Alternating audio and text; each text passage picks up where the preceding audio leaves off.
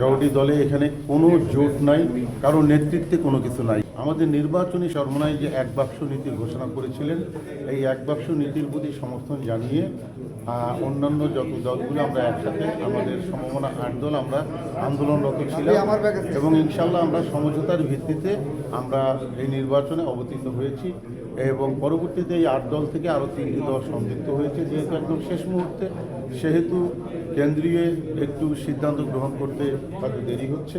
আমরা এখনও আশাবাদী ইনশাআল্লাহ, যেহেতু আমাদের নীতি এবং আদর্শের উপরে আমরা এক বাক্স নীতি এবং আদর্শের উপরে আমাদের আমিরগণ তারা একমত হয়ে ইনশাআল্লাহ এই কাজটি করছেন।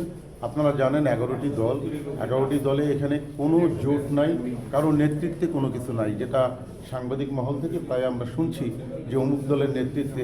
আসলে কোনো নেতৃত্বে কোনো জোট আমাদের আদৌ হয়নি এবং এখনও কোনো জোট নেই।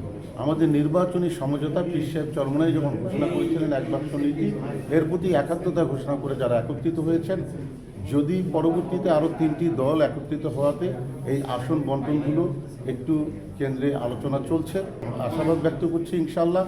আর হয়তো কিছুদিনের মধ্যেই দলের মধ্য থেকে যার পক্ষে সমর্থন আসবে এবং কেন্দ্র থেকে ঘোষণা আসবেন, বাকি যারা মনোনয়নপত্র দাখিল করেছেন তারা তাদের মনোনয়ন প্রত্যাহার করে নেবেন, যেহেতু সামনে সুযোগ আছে। আপনারা জানেন 19 তারিখ পর্যন্ত সুযোগ আছে।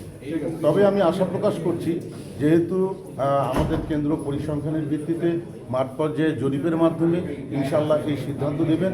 রংপুর সিটি কর্পোরেশন নির্বাচনে ইনশাআল্লাহ আপনারা সবাই জানেন যে প্রায় 50,000 ঊর্ধ্ব ভোট আমি পেয়েছিলাম এবং মোটামুটিভাবে আমাদের সদর উপজেলায় 5 জন চেয়ারম্যান তারা দ্বিতীয় অবস্থানে ছিল, সেখানেও একটা ভোট ব্যাংক রয়েছে।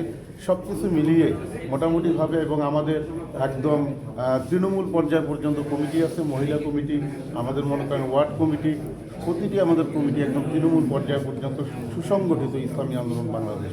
এই সমস্ত কিছু বিবেচনা করলে আশা করা যায় ইনশাআল্লাহ আগামীতে এই জোট প্রার্থী হিসেবেই আমি আশা করছি যে ইনশাআল্লাহ জোট প্রার্থী হিসাবে হাত পাখা মার্কা নিয়ে ইনশাআল্লাহ আমি নির্বাচন যুদ্ধে অবতীর্ণ হব।